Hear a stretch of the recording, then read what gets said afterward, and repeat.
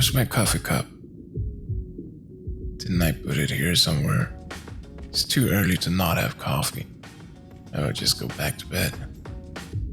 Anyways, last week we went to ARCorp to talk to a few civilians on the streets of Area 18 about the new law that the Senate is still discussing. They haven't passed it yet. It's the law on heavy equipment for civilians. We were live and we met with a guy called Mox, who just had a stellar personality and some good ideas about what was going on. So yeah, now that this new bill is almost upon us, here's the interview with Mox, and we'll see each other again when this bill has passed. Now, I'm gonna go on a little sightseeing.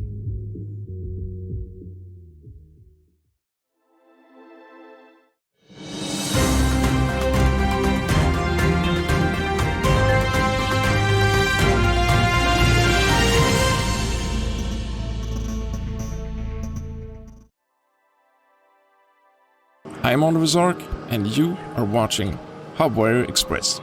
We're here today in Area 18 to talk about the UEE Senate and how they are debating on a civilian arms bill. If the bill is passed, you will see shortened availability on heavy weapons like grenade launchers and railguns to reach civilian hands. I'm standing here with Mox, who's ready to talk to us about the availability shortening on heavy weapons. Mox, what do you do for a living? I am a glorified package delivery boy. Awesome. And how would this bill affect your life, professionally and privately? Professionally, it means that there will likely be less shrapnel and heavy ordnance fired at me, which means my packages will be delivered in one piece. Let me tell you, people do not like to pay for packages that they have to reassemble. It is not pretty. Personally, I prefer not to be shot at with heavy ordnance on the occasional basis. I don't see the need for people to have railguns or grenade launchers. That just seems like overkill. You know, leave that military stuff to the military. And you could still buy a shotgun, a pistol, and, rifle. Isn't that enough? What grenade launcher? Seriously. You have a point. But let me ask you this.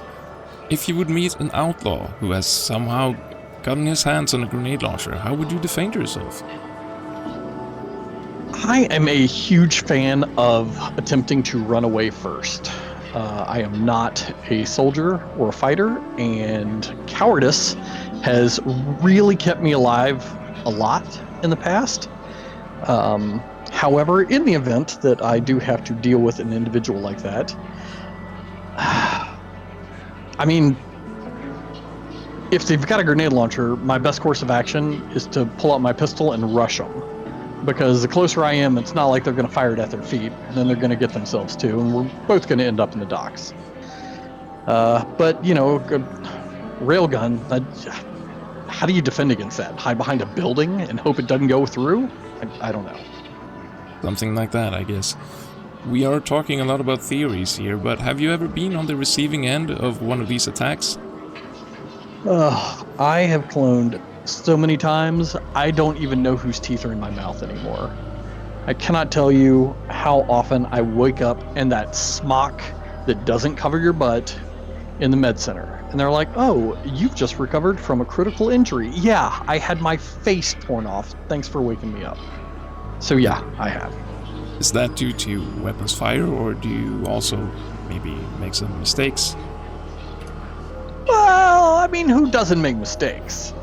But typically those mistakes lead to weapons fire, and larger weapons tend to send you to that dock faster. Yes, you're right. I was thinking about your outfit. That is classically the outfit they give you in hospitals when you have regenerated, if you don't have any other outfits in your inventory. So is that a sign of you not... have you given up? That's what I'm asking.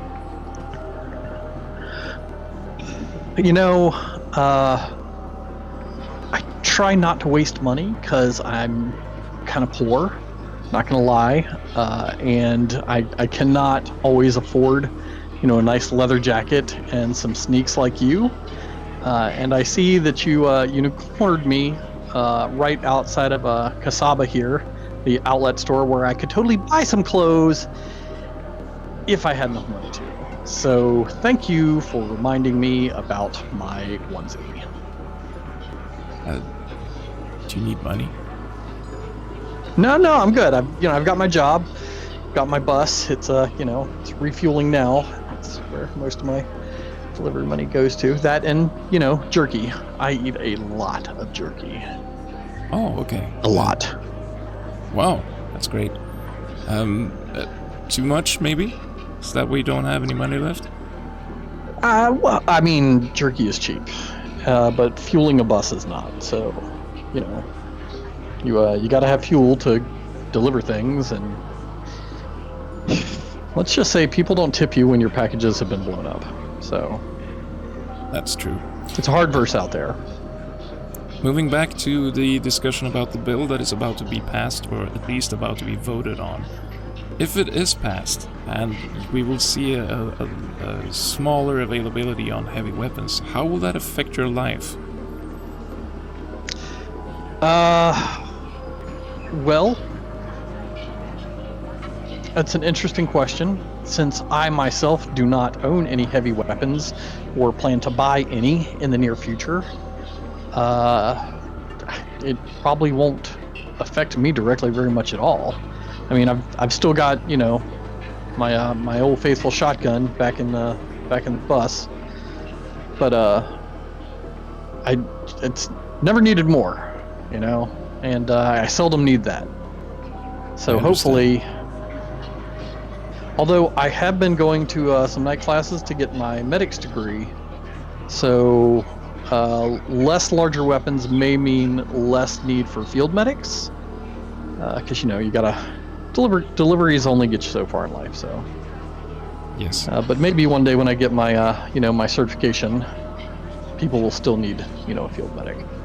Yeah, but do you still feel this is an important debate, or is this an issue or a bill that is not of any concern to you? I think the debate should be had. When you're going to make a law that affects citizens throughout the verse, you really need to look at both sides. And politics can be so grinding. Everybody hates each other on, whatever side of the politics spectrum you're on. And I feel like if you could just get together and talk about things, you could get to the right, where you need to be. So I do think that the debate needs to happen. That's true. Do you have any other issues with the Senate, given that it's in very new administration as well, less than almost a year? Do you have any other issues that you would see they would rather discuss than this one? I try not to get into politics. I did not vote for the current. My person lost, which is kind of par for the course for me. But yeah. So I don't know. I got nothing on that. Would you mind if I asked you who you voted for? Yeah, I'm not. My candidate did not win, and that's all I'm gonna say. You're free to say no. That's fair.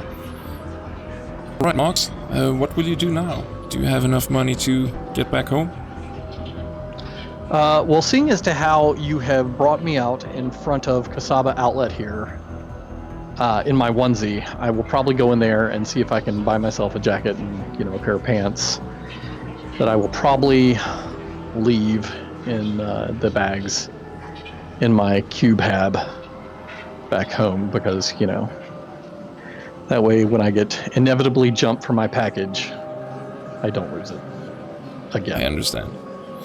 Well, if you stick around here after the broadcast here, we could go into the Kasaba together, because, well, we didn't pay you for this, but of course you should be compensated, and we can pick out an outfit for you. What do you say? Sounds great. Sounds great. All right. Let us finish up the broadcast and we will go shopping a little bit in a few minutes. This HubWire newscast was brought to you by our investors and by Catering, fresh fruit and delicious snacks delivered anywhere in Stanton.